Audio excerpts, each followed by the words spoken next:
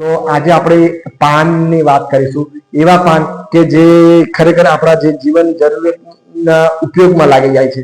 હવે આમ તો શું છે કે આપણે આપણા ભોજનમાં કાચા સલાડ, ગાજર, મૂળા, ટામેટા, કાકડી, બીટ એવાનો ઉપયોગ કરવો જ જોઈએ, કે એનાથી જ આપણા પાચનમાં આપણને ફાયદો થાય. એમાં ફાઈબર્સ વધારે હોય છે અને એ ખોરાક પચવામાં મદદ કરતું હોય છે. પછી જે ફ્રૂટ્સ જે સિઝન પ્રમાણે કેરી મળે, તરબૂચ મળે, ટેટી મળે, જે આપણને સિઝન પ્રમાણે જાંબુ મળે, જે ફ્રૂટ્સ આપણને મળી શકતા હોય એ આપણે આપણી હેસિયત પ્રમાણે, આપણા જે પરિસ્થિતિ પ્રમાણે આપણે જે ખર્ચી શકીએ એ પ્રમાણે લેવા જોઈએ. તો એનાથી શું કે એનાથી બી તમને અમુક એન્ટીઓક્સિડન્ટ, અમુક વિટામિન્સ, અમુક પોષક તત્વો જે શરીરમાં આપણે અમુક આ શાક, દાળ, ભાત લઈએ છીએ એમાં ઘણી વખત ઓછા પડતા હોય છે. તો આ બે વસ્તુ આમ તો શું છે, શાક દાળ બનાવવામાં, શેકવામાં, તળવામાં શું થાય છે, અમુક ગરમ કરવામાં અમુક પોષક તત્વો નાશ પામી જતા હોય છે. એટલે તો આપણા રોજિંદા આહારમાં આપણે જે કાચું કેમ ખાવું જોઈએ, એનાથી આપણને ડાયરેક્ટ વિટામિન્સ મળે છે. તો ઘણી વખત એવું હોય છે, બની શકે છે કે દરેક વ્યક્તિ આ ફ્રૂટ્સ અને જે આ સલાડ છે એ ખર્ચી શકતા નથી, એ લઈ શકતા નથી, કેમ કે અમુક પરિસ્થિતિ અને અમુક ઘરની અમુક વ્યક્તિઓ એટલી હોય કે એ માટે પહોંચી શકાય એવું નથી, એટલે પૈસાની તકલીફ પડતી હોય. તો કુદરતે એમના માટે શું છે કે અમુક પત્તા આપ્યા છે કે જે પત્તાનો જો તમે ઉપયોગ કરી શકો તો તમે એની અવેજી અમુક પોષક તત્વો જે આ ફ્રૂટ્સ ને જે આ શું કહેવાય, જે સલાડની સરખામણી તો ના પહોંચી જઈએ પણ કાફી હદ તક એને નજીક પહોંચી શકાય, એટલે અમુક પોષક તત્વો આપણને મળી જાય. તો એમાં સૌથી હવે અમુક આપણે જે અમુક ઇમ્પોર્ટન્ટ પત્તા અને અમુક જે મેન જરૂરિયાત છે એના વિશે વાત કરીશું. બધું ડિટેલમાં તો નહીં કહી શકાય. તો તુલસી વિશે વાત કરીએ તો તુલસીમાં કેવું છે કે તુલસીના પત્તા પીવાથી, એના જે કાઢો ગરમ ઉકાળો પીવાથી કે એના પત્તા ચાવીને ખાવાથી અમુક શું છે, તમારા રોગ પ્રતિકારક શક્તિ વધતી હોય છે અને તમે શરદી, ખાંસી, તાવમાં એનો ઉપયોગ કરી શકાય છે. તો એવી જ રીતે એક અળુસી આવે છે. અળુસીનો પણ એમાં શરદી, ખાંસી, તાવમાં ઉપયોગ થાય છે. શરૂઆતના સ્ટેજમાં એ તમે કદાચ તુલસી બી નાખી શકો, અળુસી બી નાખો તો એ પત્તાનો ઉકાળો કરીને પીવો તો કઈ હદ તક તમને થોડો ઘણો ફાયદો થાય છે. બીજો એક મીઠો લીમડો છે. મીઠો લીમડો અને લીમડો બંનેમાં શું છે કે ગુણો સરખા જ છે, પણ એમાં શું, પેલો જરા મીઠી લીમડી કહીએ આપણે, એમાં થોડું મીઠાશપણું આવે, પેલામાં થોડો કડવો લીમડો છે. કડવો લીમડો એટલે વધારે ગુણકારી છે, પણ તો પણ શું પાચન તંત્રને લગતી જે આપણે પાચન ડાયજેસ્ટિવ સિસ્ટમમાં આ પત્તાઓ બહુ કામ લાગી જતા હોય છે. તો એના લીધે તમારા જે પાચન સંબંધી સમસ્યામાં થોડો ફાયદો થાય છે.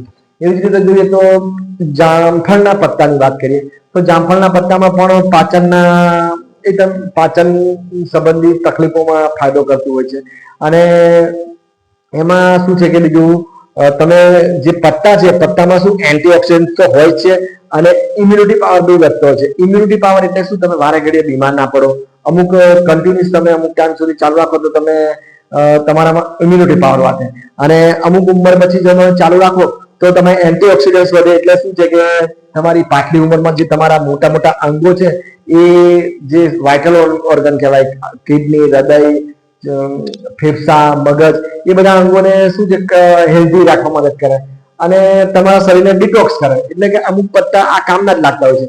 એવી જ રીતે સરગવાના પાનના વાત કરીએ તો સરગવાના પાન શું છે કે તમારા જે હાડકાના દુખાવો, સાંધાના દુખાવો, શરીરનો દુખાવો એમાં કામ કરી જાય છે. તો એ પત્તા એ રીતે કામ લાગતા હોય છે. પછી બીજું કહીએ તો એક શું, પપૈયાના પાનની વાત કરીએ તો પપૈયાના પાનમાં શું હોય છે કે જે આપણે ચોમાસામાં શરદી, ખાંસી અને મેલેરિયા હોય, કાં તો પછી એવા ડેન્ગ્યુ હોય કે એવા વાયરલ ફીવર હોય, એમાં ઘણી વખત શું પ્લેટલેટ કાઉન્ટ ડાઉન થઈ જતા હોય છે. તો પ્લેટલેટ કાઉન્ટ ડાઉન થઈ જાય ત્યારે આ પત્તાનો રસ કે જ્યુસ કે તમે જે બી પીવો તો થોડો ઘણો તમને ફાયદો થાય. આમ તો કોઈ બી તાવમાં પાણીની મેન વસ્તુ છે કે તમારે પાણી શરીરમાં પીવું જ પડે. જો પાણીની અછત થઈ જાય, પાણી ઓછું થઈ જાય તો એટલો બધો ફાયદો ના થાય. એટલે પાણી વધારે પીવું જોઈએ. તો એ રીતે આ બી કામ કરી જતા હોય છે. તો હવે જોઈએ તો અમુક બીજા ફુદીનો છે એ બી કામ કરતું હોય છે. એ બી તમારે શું છે કે પત્તામાં તમારામાં મોસ્ટ ઓફ દરેક પત્તામાં, હવે ટૂંકમાં કહીએ તો દરેક પત્તામાં શું છે કે વિટામિન એ બી વધારે હોય છે અને ઇમ્યુનિટી પાવર બી વધારે છે. એન્ટીઓક્સિડન્ટ એટલે તમારામાં હેલ્ધી રાખે છે, ડિટોક્સ કરે છે તમારા શરીરને. અને મોસ્ટ ઓફ બધા પત્તા શું છે, તમારું જે પાચન તંત્રને લગતા તકલીફોમાં પણ ફાયદો કરી જતું હોય છે. તો આ રીતે જોઈએ તો પત્તા જ્યારે આપણે અમુક વસ્તુ ખરીદી નહીં શકતા તો પત્તા આપણને જે કુદરતે જે નજીકમાં આપણને આપ્યા છે એ લેવા જોઈએ. પણ પત્તામાં કેવું હોય છે કે અમુક માત્રામાં લેવા જોઈએ, જેની અમુક માત્રા હોય એ પ્રમાણે લેવા જોઈએ. પછી ઉતાળ ના કરવી જોઈએ, વધારે પત્તા ના લેવા જોઈએ. અને આના પત્તાનો ફાયદો તમને 10-15 દિવસ પછી જ દેખાતો હોય છે. તો એવી રીતે જોઈએ તો ઘણા પત્તા કામના હોય છે. હવે બીજું જોઈએ તો શું છે કે પત્તાને કેવી રીતે લેવા જોઈએ તો તમે ઘણી વખત શું પત્તાને સૂકવીને એનો પાવડર બનાવીને લઈ શકાય. નવા પત્તાને તાજા હોય અને તમે ચાવીને બી લઈ શકો છો.